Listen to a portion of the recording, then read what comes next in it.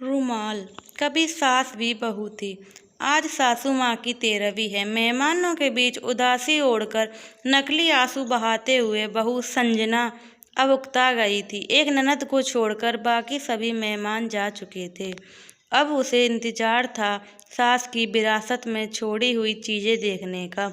उनकी अलमीरा की चाबी की जानकारी केवल ननद मीना को ही थी। उसने सबके सामने अलमीरा खोली।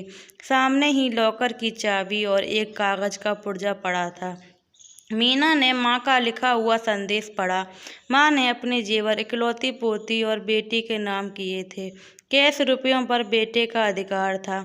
उनके सभी नए पुराने कपड़े गरीब महिलाओं में बांट दिए जाने का जिक्र था।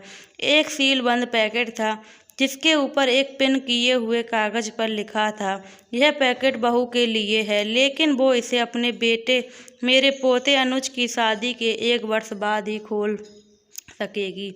मेरी अंतिम इच्छा के अनुसार तब तक यह बैंक के लॉकर में रख दिया जाए। बेटे ने वह पैकेट बैंक के लॉकर में रखवा दिया। दिन गुजरते गए। 6 महीने बाद अनुज की शादी हो गई। सगाई पहले ही हो चुकी थी। बहू आराधना के घर में आते ही संजना ने कुछ राहत महसूस की। अब वो अपना ध्यान अपने पति और अपने स्वास्थ्य पर ही देना चाहती थी। वह बात बात पर बहू को निर्देश देती, लेकिन आराधना उसके कहे को एक कान से सुनकर दूसरे से झटक देती। सास की कही हर बात का उल्टा जवाब देती।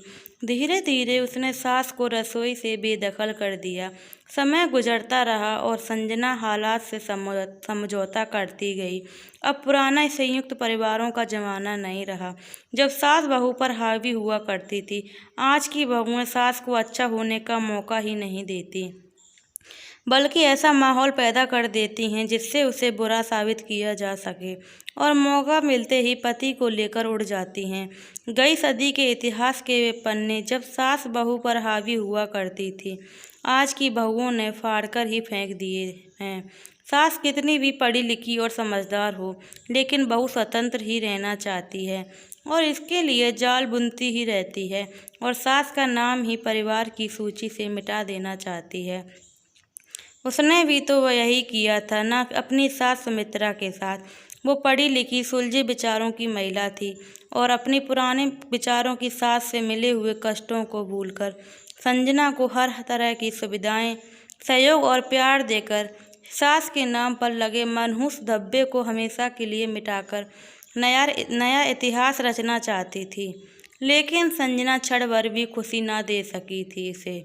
आज उसे सास की बहुत याद आ रही थी।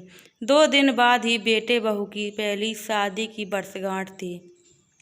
सास की वसीयत के अनुसार 1 साल पूरा हो चुका था। वो बैंक जाकर लॉकर से अपने नाम का पैकेट निकलवा कर ले आई।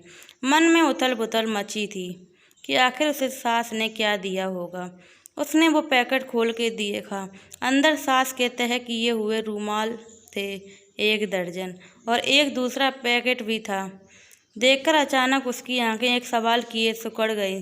साथ ही पिन किए हुए कागज पर लिखे हुए शब्द पढ़ने लगी।